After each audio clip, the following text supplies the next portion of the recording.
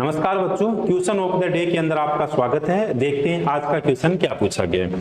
तो सबसे पहले देखिए क्वेश्चन के अंदर क्या पूछा गया। क्वेश्चन में पूछा गया कि स्वतंत्रता सेनानी को भारत का बिस्मारक कहा जाता है। बताइए भैया, भारत का बिस्मारक किसे कहा जाता है? आप सभी को पता होगा, भारत का बिस्मारक कहा जाता है सरदार वल्लभ भाई पटेल का। लेकिन खूब सारी जानकारियां देखते हैं, इस क्वेश्चन का अपन कंप्लीट पोस्टमार्टम करते हैं।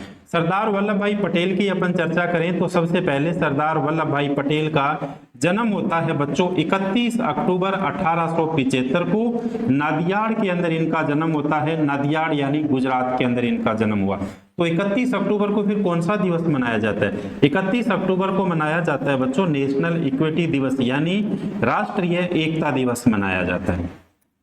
किसकी याद में मनाया जाता है? सरदार वल्लभ भाई पटेल की मनाया जाता है बच्चों। सरदार वल्लभ भाई पटेल जो है भारत के प्रथम उप प्रधानमंत्री थे। तो कई बार पूछा जाए कि भारत के प्रथम उप प्रधानमंत्री कौन बने थे भैया?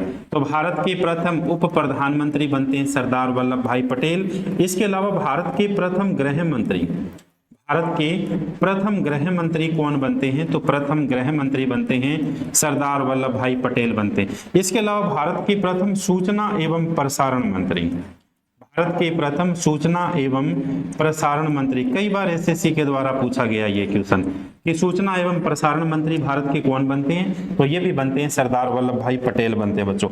इन्हें जो है किस किस नाम से पुकारा जाता है? देखिए, सरदार वल्लभ भाई पटेल को कहा जाता है बच्चों आयरन मैन।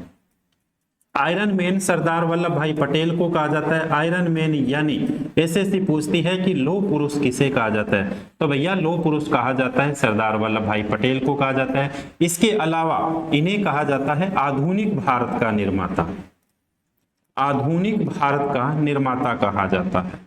आधुनिक भारत का निर्माता सरदार वल्लभ भाई पटेल को कहा जाता है। इसके अलावा और इन्हें किस नाम से जाना जाता है? और इन्हें भारत का बिस्मारक कहा जाता है, जो क्वेश्चन में पूछा गया है। भारत का बिस्मारक भी कहा जाता है, सरदार वल्लभ भाई पटेल को कहा जाता है। इसके अलावा बच्चों इन्हें सरदार की उपाधि किसके द्वारा दी गई थी?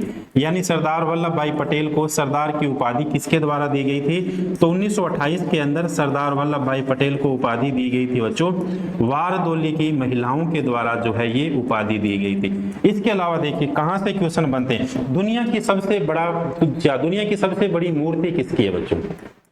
या दुनिया का सबसे बड़ा स्टेचू, दुनिया की सबसे बड़ी मूर्ति अगर पूछा जाए किसकी है, तो दुनिया की सबसे बड़ी मूर्ति बनती है बच्चों जिसका नाम क्या है?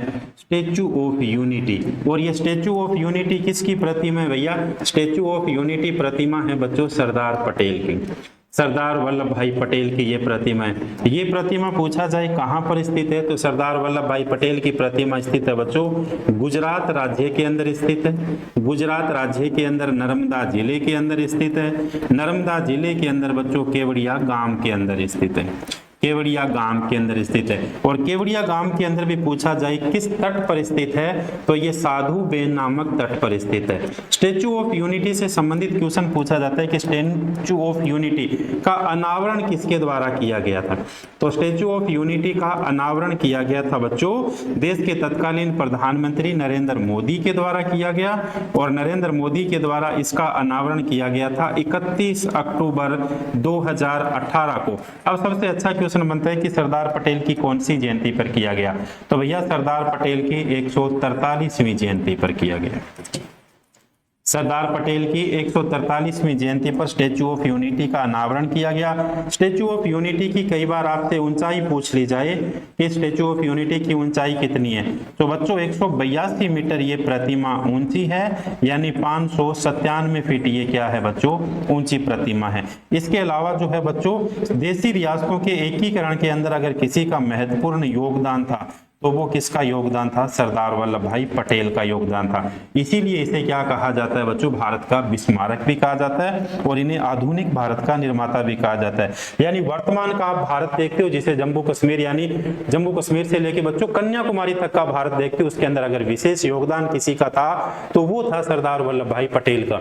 यानी मेरे हिंदुस्तान को जो सुई धागे के अंदर पिरोया हुआ हिंदुस्तान देखते हो तो उसके अंदर विशेष योगदान सरदार वल्लभ भाई पटेल का था। हिंदुस्तान को दुल्हन की तरह सजा हुआ आप देखते हो बच्चों जम्मू कश्मीर से कन्याकुमारी तक, तो उसके अंदर भी विशेष योगदान किसका था? सरदार वल्लभ भाई पटेल का योगदान था, इसीलिए बच्चों सरदार वल्लभ भाई पटेल को भारत का स्मारक कहा जाता है, आधुनिक भारत का निर्माता कहा जाता है, इसे आयरन मैन यानी लौह पुरुष के नाम से भी बच्चों जाना जाता है। तो ये आज का क्वेश्चन था बच्चों, कंप्लीट कहीं ना कहीं पर इससे संबंधित जो है क्वेश्चन बच्चों पूछ लिया जाता है।